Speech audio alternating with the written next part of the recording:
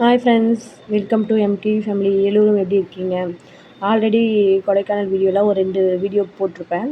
இதுவும் பாப்பா குதிரை சவாரிலாம் போனா அந்த வீடியோ தான்.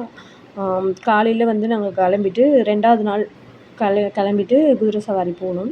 பாப்பா போகிறா, எங்களுக்கு தான் பயம். ஆனால் அவள் கொஞ்சம் கூட பயப்படல, நல்லா போனா.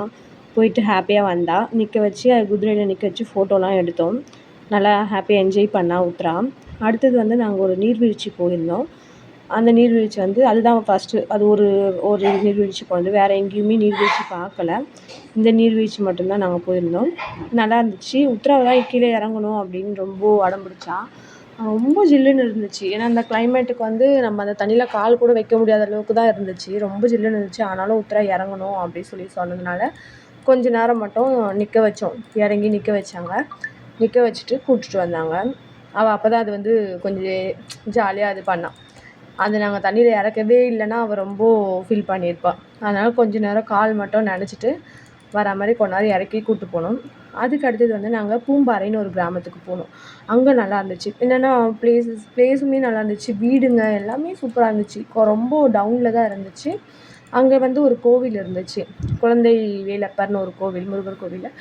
அந்த கோவிலை நாங்கள் பார்த்துட்டு அதுக்கப்புறமா தான் கிளம்புனோம். அந்த கோவில் பார்க்கறதுக்கு தான் மெயினாக அங்கே போனோம். ஆனால் அந்த கிராமங்கள் பாருங்களேன், எவ்வளோ அழகாக இருக்குது. வீடுங்க குட்டி குட்டியாக மேலேருந்து பார்க்குறப்போ நல்லா ஃபீல் இருந்துச்சு. அங்கே போனதுமே அங்கே போயிட்டு நாங்கள் ஃபஸ்ட்டு சாமி கும்பிட்லான்னு சொல்லிட்டு உள்ளே போய் சாமி போட்டோம். ஆனால் அங்கே ஃபோன்லாம் அலோவ் கிடையாது. அதனால் வெளியே இருந்து மட்டும் எடுத்துகிட்டு சாமியை பார்த்துட்டு தரிசனம்லாம் பண்ணிவிட்டு அதுக்கப்புறமா கிளம்பிட்டோம். அங்கே என்னெல்லாம் தேவையோ பூண்டு அது எல்லாமே அங்கே நல்லா மலை பூண்டுலாம் நல்லாயிருக்கும்னு சொன்னாங்க. பூண்டெல்லாம் அங்கே வாங்கிட்டு கேரட் அதெல்லாம் அங்கே வாங்கிட்டு அங்கேருந்துமே நாங்கள் கிளம்பிட்டோம்.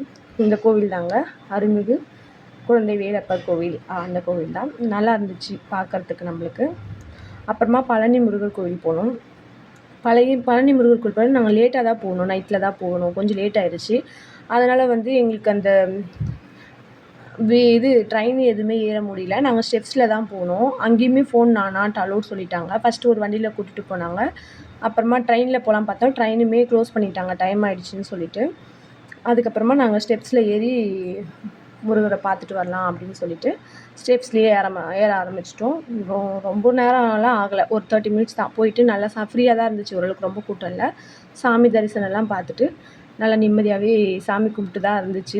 ரொம்ப ஹாப்பியாகவும் இருந்துச்சு. நான் பழனி போவேன், சாமி பார்ப்பேன் அப்படிலாம் யோசிக்கல. பார்த்துட்டு அப்புறமா காலையில் அந்த பக்கமாக திரும்ப போய் சாமியாண்ட போயிட்டு ஒரு ஃபோட்டோஸ்லாம் அங்கே வெளியே நின்று மலைக்கிட்ட நின்று எடுத்துட்டோம். ஓகே ஃப்ரெண்ட்ஸ், பாய், டேக் கேர்.